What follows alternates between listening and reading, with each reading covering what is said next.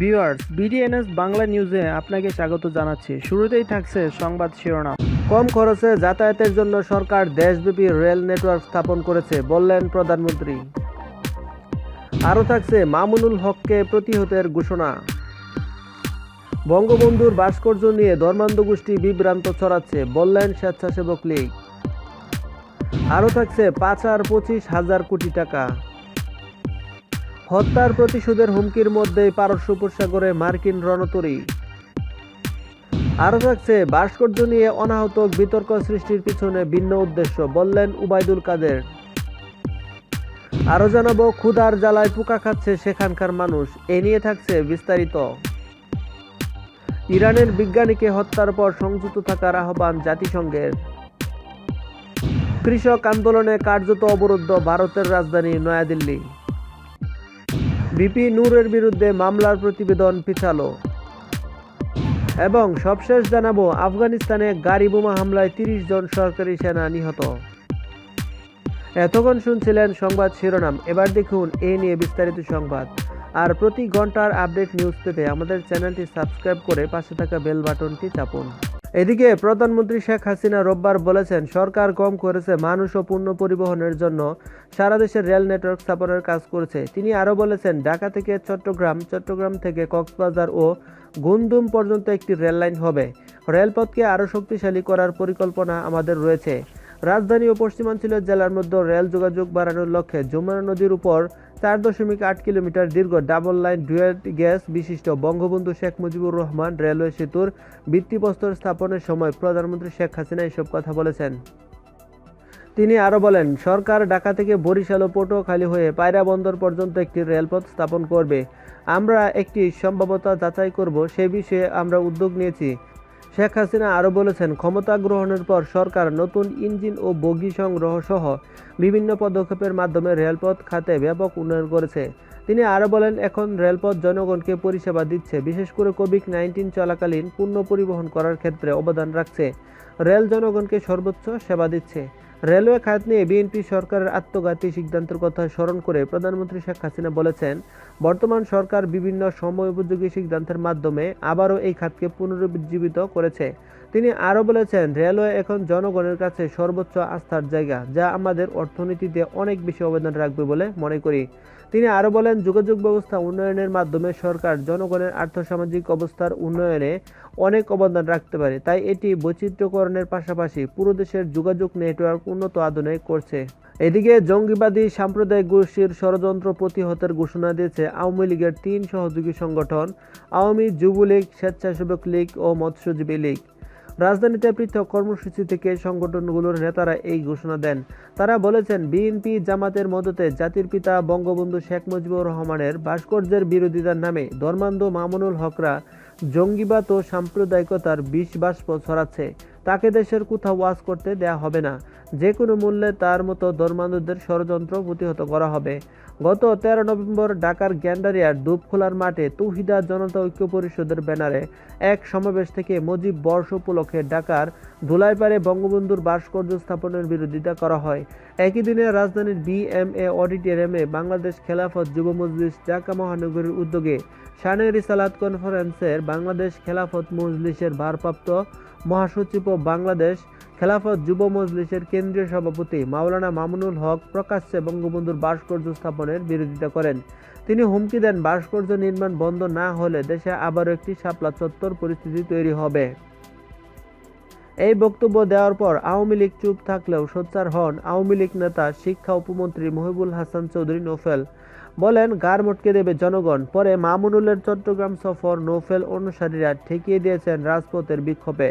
হাটহাজারীতে শুক্রবার এক মাহফিলে অংশ নিয়ে বক্তব্য দেওয়ার কথা ছিল মামুনুলের, কিন্তু স্থানীয় ছাত্রলীগ ও যুবলীগ তাকে প্রতিহত করার ঘোষণা দিলে তাকে ছাড়াই মাহফিল হয়।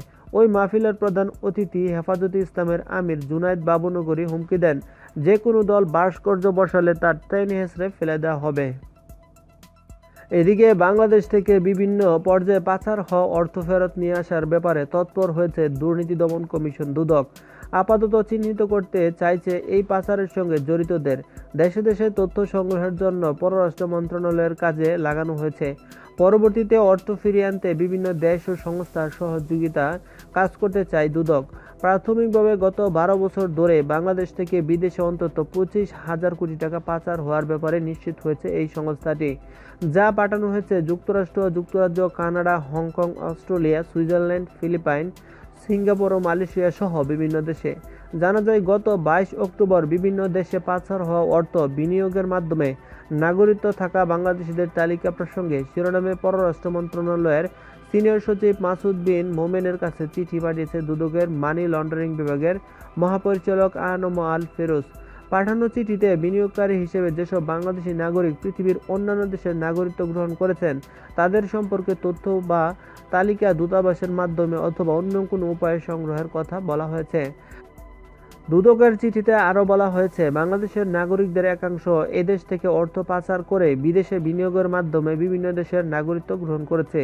বহুল আলোচিত পানামা পেপারস, প্যারাডাইস পেপারস ইত্যাদি কেলেঙ্কারিতে বিভিন্ন বাংলাদেশি নাগরিকের নাম উঠে এসেছে।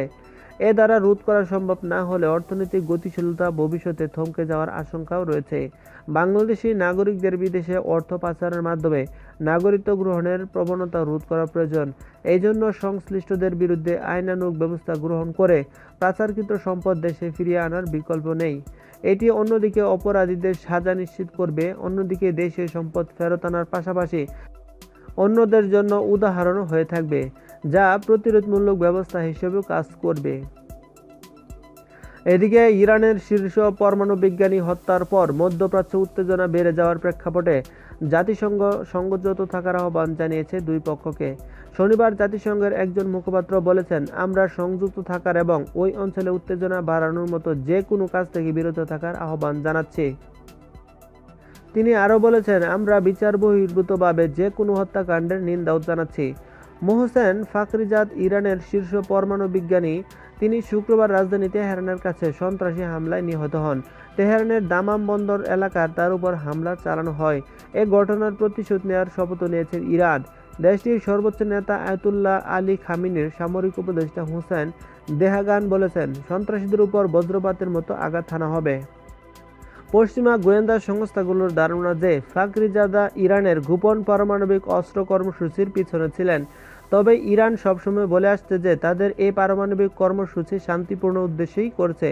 ইরানের পররাষ্ট্রমন্ত্রী মোহাম্মদ জাভেদ জারিফ এই সন্ত্রাসী কর্মকাণ্ডের নিন্দা জানাতে আন্তর্জাতিক সম্প্রদায়ের কাছে আহ্বান জানিয়েছেন। তিনি একটি টুইট বার্তায় বলেছেন, সন্ত্রাসীরা আজ বিশিষ্ট এক ইরানি বিজ্ঞানীকে হত্যা করেছে। এদিকে গত প্রায় ৩-৪ দিন ধরে ভারতের রাজধানী দিল্লির উত্তর প্রান্তে এক বিশাল এলাকা কার্যত পাঞ্জাব ও হরিয়ানা থেকে আসা হাজার হাজার কৃষকের কবজায়। নিজেদের ট্রাক্টর ও ট্রলিতে বেশ কয়েক মাসের রেশন নিয়ে খোলা আকাশের নিচে তাঁবু খাটিয়ে শীতের রাত কাটানোর প্রস্তুতি নিয়েই তারা রওনা দিয়েছেন দিল্লির পথে। আর এখন রাজধানীর লাইফলাইন জাতীয় সড়ক ৪৪ কার্যত তাদেরই দখলে। দিল্লির বুকে অবস্থানরত এই হাজার হাজার কৃষক কেন্দ্রীয় সরকারের দেয়া আগাম আলোচনার প্রস্তাব এই দিন ফিরিয়ে দিয়েছেন। পার্লামেন্টে পাশ হওয়া ৩টি বিতর্কিত কৃষি আইন প্রত্যাহারের দাবিতে তারা তুমুল আন্দোলন শুরু করেছে। পাঞ্জাব ও হরিয়ানা থেকে আসা এই অসংখ্য কৃষক দিল্লিতে জাতীয় সড়ক অবরোধ করে রাখায় রাজধানীর একটা বিস্তীর্ণ অংশে জনজীবন বিপর্যস্ত হয়ে পড়েছে। আরও বহু কৃষক দিল্লিতে ঢোকার চেষ্টায় সীমান্তে অপেক্ষা করছে। এদিকে প্রধানমন্ত্রী নরেন্দ্র মোদী তার মাসিক রেডিও ভার্সনে নতুন কৃষি আইনের পক্ষে জোরালো প্রশ্ন তোলার পর পরিস্থিতি আরও জটিল হয়ে উঠেছেন। আন্দোলনরত একজন কৃষক সরবজিৎ সিং বলেছেন, পাঞ্জাব থেকে লাঠি, জলকামান অনেক কিছু সহ্য করে আমরা এতদূর এসেছি, আর এখন সরকার বলছে আমাদের চুপচাপ গিয়ে বুরারি ময়দানে বসে পড়তে, যেটা কিছুতেই আমরা মানব না। তাহলে আমাদের এই আওয়াজ চাপা পড়ে যাবে। আমরা চাই দিল্লির জল, দুধ, ফল, সবজির সাপ্লাই লাইন বন্ধ করে দিতে, যাতে সরকারের উপর চাপ বাড়ে ও তারা আমাদের কথা শুনতে বাধ্য হয়। বস্তুত গতকালই স্বরাষ্ট্রমন্ত্রী অমিত শাহ প্রস্তাব দিয়েছেন, কৃষকরা যদি রাস্তা ছেড়ে দিয়ে দিল্লির বুয়ারি ময়দানে থিত হন তাহলে নির্ধারিত ৩ ডিসেম্বরের আগে সরকার আলোচনায় বসতে প্রস্তুত। কিন্তু রোববার কিষাণ নেতারা নিজেদের মধ্যে বৈঠক করে সে প্রস্তাব নাকচ করে দিয়েছেন। অন্যদিকে রাজধানীতে উত্তেজনাও বাড়ছে। এদিকে বিজ্ঞানী হত্যার ঘটনায় ইরানের প্রতিশোধের হুমকির মধ্যেই মার্কিন বিমানবাহী রণতরী ইউএসএস নিমিটজকে পারস্য উপসাগরে ফিরিয়ে আনা হয়েছে। মার্কিন নৌবাহিনীর বাহরাইন ভিত্তিক পঞ্চম নৌবহরের মুখপাত্র কমান্ডার রেবেকা রিভারিচ এক বিবৃতিতে বলেছেন, নিমিটস কেরিয়ার স্ট্রাইক গ্রুপের ফিরে আসার ক্ষেত্রে সুনির্দিষ্ট কোনো ভূমিকার নেই। আমেরিকার এক সামরিক কর্মকর্তা জানান, বিমানবাহী রণতরী মোতায়েনের অর্থ হবে ইরাক এবং আফগানিস্তান থেকে যেসব মার্কিন সেনা প্রত্যাহার করা হচ্ছে তাদেরকে কমব্যাট সাপোর্ট এবং এয়ার কভার দেয়া।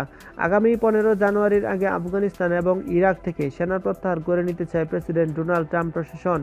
ইরানের শীর্ষ পর্যায়ের পদার্থবিজ্ঞানী মোহসেন ফাখরিজাদকে শুক্রবার অতর্কিত হামলায় নিহত হওয়ার আগেই এই সিদ্ধান্ত নিয়েছে মার্কিন প্রশাসন। তবে মার্কিন ওই কর্মকর্তা মনে করেন, আমেরিকার এই ধরনের পদক্ষেপ ইরানের বিরুদ্ধে শক্তি প্রদর্শনের বার্তা দিবে।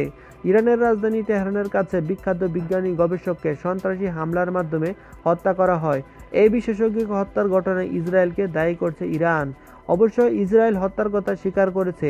এই হত্যাকাণ্ডের প্রতিশোধ নেওয়ার অঙ্গীকার করেছে ইরান। ইহুদিবাদী ইসরায়েলের যুদ্ধবাজ প্রধানমন্ত্রী বেনিয়ামিন নেতানিয়াহু 2018 সালের একটি অনুষ্ঠানে ইরান বিরোধী আলোচনা করতে গিয়ে বিজ্ঞানী ফাখরিজাদের নাম বারবার উল্লেখ করেছিলেন। সে সময় তিনি হুমকি দিয়েছিলেন, স্মরণ রাখবেন নামটি হচ্ছে ফাখরিজা, তিনি ইরানের একজন গুরুত্বপূর্ণ বিজ্ঞানী, তাকে ইরানি বোমার জনকও বলা হতো। নিউজটি সম্পূর্ণ দেখার জন্য ধন্যবাদ। ভিডিওটি ভালো লাগলে লাইক শেয়ার করুন এবং প্রতি ঘন্টার আপডেট নিউজ পেতে আমাদের চ্যানেলটি সাবস্ক্রাইব করে রাখুন। আসসালামু আলাইকুম।